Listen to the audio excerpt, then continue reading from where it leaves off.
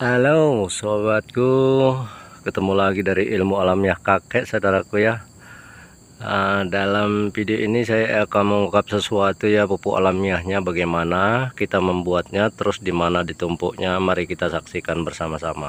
Seperti ini ya saudaraku ya, ditumpuk di bawah batangnya hingga dia membentuk akan seperti itu ya. Dan seperti ini dia sahabatku.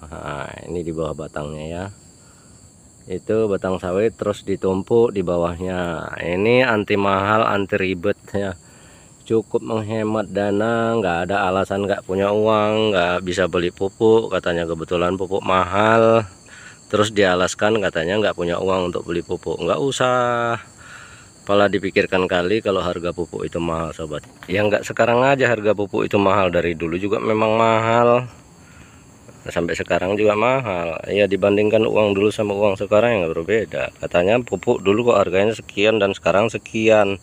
Ya iyalah, uang sekarang kan udah naik, pekerjaan harian kita pun sekarang udah naik juga harganya. Jadi ya memang segitu-segitu aja harganya, bukan kenaikan tapi inflasi, apa namanya itu ya, kenaikan rupiah gitu kawan. Jadi setelah harga pupuk mahal, kita buatlah solusi seperti ini. Kita tumpuk-tumpuk aja pelepahnya saudaraku di bawah-bawahnya ini, seperti ini aja udah. Kalau ada nanti kotoran hewan, tumpangkan aja di atasnya itu.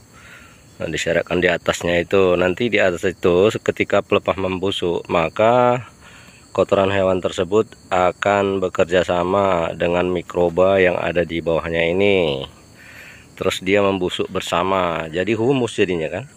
Dan ketika udah jadi humus, maka dia akan buat kesuburan sendiri di bawah ini sahabatku ya.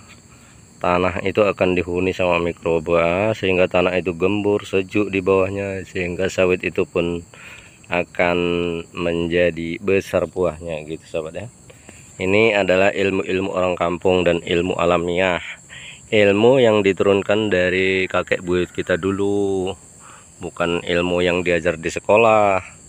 Kalau di sekolah nggak ada diajarkan kayak gini nih. Ini dimarahi kita ini, dimarahi kalau sama guru ini. Untuk apa itu pelepah-pelepah ditaruh di bawah batangnya itu gitu kan. Sekarang begini sahabatku, kita tunjukkan ya, di dalam hutan belantara di sana ya.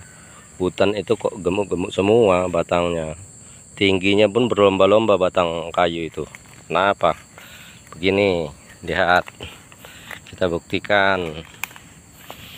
Ketika daun yang hijau itu jatuh ke bawah tanah, maka dia akan mengering. Nih seperti ini saudaraku ya, dia akan mengering. Sesudah mengering dia terletak di tanah begini, terus dia kena hujan, kena panas gitu kan. Nah, lalu dia melapuk, terus datanglah mikroba. Mikroba itu terletak di sini, apa itu namanya, mikroorganisme yang menghancurkan sampah-sampah ini. Terus dia hancur menjadi kecil-kecil. Udah menjadi kecil, terus dia menjadi halus, dan halus dia bercampur dengan tanah. Nah inilah yang menjadi humus saudaraku ya. Humus itu yang menyuburkan tanah. Maka begitu juga yang kita buat ini, tak kalah apa yang saya contohkan tadi ya.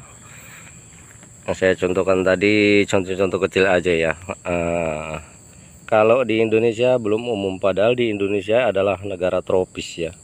Jadi kalau tropis itu kan artinya negara hujan, banyak hujannya. Banyak hujannya hingga dia mudah membuat tumbuhan itu tumbuh sebenarnya. Kalau di Indonesia sebenarnya tanahnya tanah surga, kalau menurut saya. Tapi ya, betapa tidak dibilang tanah surga, karena apa? Tongkat kayu dan batu jadi tanaman katanya kalau di Indonesia, karena tropisnya tadi loh. Tropis itu kan hujan, banyak hujan itu kan. Jadi sebenarnya tanah itu mudah-mudah saja subur, cuman kita aja kadang ada yang nggak mau. Maka berusahalah untuk apa bisanya, jangan beralaskan lagi pupuk mahal gitu saudaraku ya. Memang ya, kalau uangnya itu banyak, terus uangnya sisa-sisa mungkin berserakan di bawah-bawah tilam itu atau di lemari itu berserakan, mungkin iyalah pupuk itu murah dianggapnya gitu kan. yang terlanjur kaya, kita nggak bisa mengejar, nggak bisa mencontoh orang yang terlanjur kaya. Coba kita mundur ke belakang, saudaraku, tentang sejarah Indonesia bagaimana. Dulu, zaman dulu itu penjajah masuk ke Indonesia kan. Mau ngapain dia masuk ke Indonesia? Karena mereka tahu Indonesia itu tanahnya subur, hingga rempah-rempah itu mudah tumbuh di Indonesia.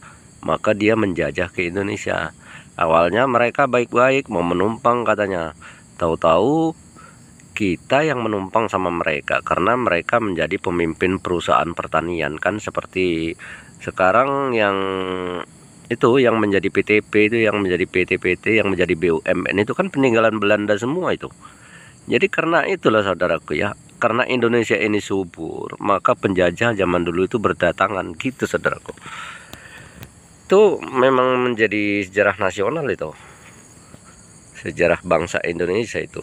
Bukan sebentar, 350 tahun kita dijajah karena kesuburan Indonesia.